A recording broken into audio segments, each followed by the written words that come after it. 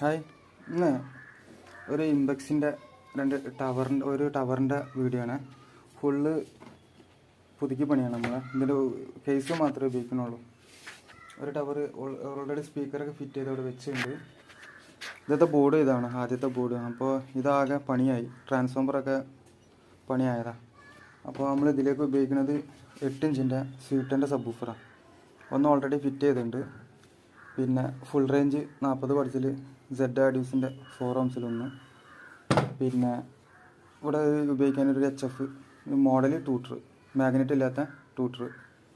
അപ്പോൾ ഇത് ഇവിടെയും വരും, ഇത് ഇങ്ങനെയും വരും.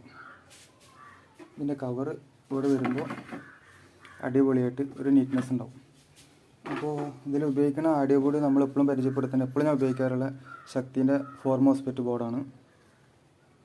പവർ സപ്ലൈ ക്വാളിറ്റി ഞാൻ ഇതിൽ ഫിറ്റ് ചെയ്തിട്ടുണ്ട്. പിന്നെ ഇതിൽ ബാലൻസ് ഒന്നുമില്ല. ഇതിൻ്റെ ബ്ലൂടൂത്തിൻ്റെ USB മൊഡ്യൂൾ ഈ കോലായിട്ടുണ്ട്. അപ്പോൾ അത് മാറ്റി നമ്മൾ പുതിയത് വേറെ ആഡ് ചെയ്തിട്ടുണ്ട്. അപ്പോൾ ഇതിൻ്റെ ഒരു ചെക്കിംഗ് വീഡിയോ ഞാനിടാം. അപ്പോൾ ഇത് ഓൾമോസ്റ്റ് ഒരു 10-14 ഉറുപ്പ്യോളം വിലയുണ്ട് ഇങ്ങനത്തെ ടവറിന്. അപ്പോൾ ഈ കരയൊക്കെ വെച്ചിട്ട് പാടുന്ന പിന്നെ ഇതിലേക്കുള്ള ബോർഡുകൾ ഞാൻ പരിചയപ്പെടുത്തി തരാം. ഇപ്പോൾ വയറിങ് കഴിഞ്ഞിട്ടതാണ്. യൂണിവേഴ്സൽ ഓഡിയോൻ്റെ ഒരു കരക്കോ മിക്സർ ബോർഡാണ്. പിന്നെ യൂണിവേഴ്സലിൻ്റെ തന്നെ ഒരു BT ബോർഡ് ഉപയോഗിച്ചിട്ടുണ്ട്. പിന്നെ ഒരു യൂണിവേഴ്സലിൻ്റെ തന്നെ ഒരു സ്പീക്കർ പ്രൊട്ടക്ഷൻ.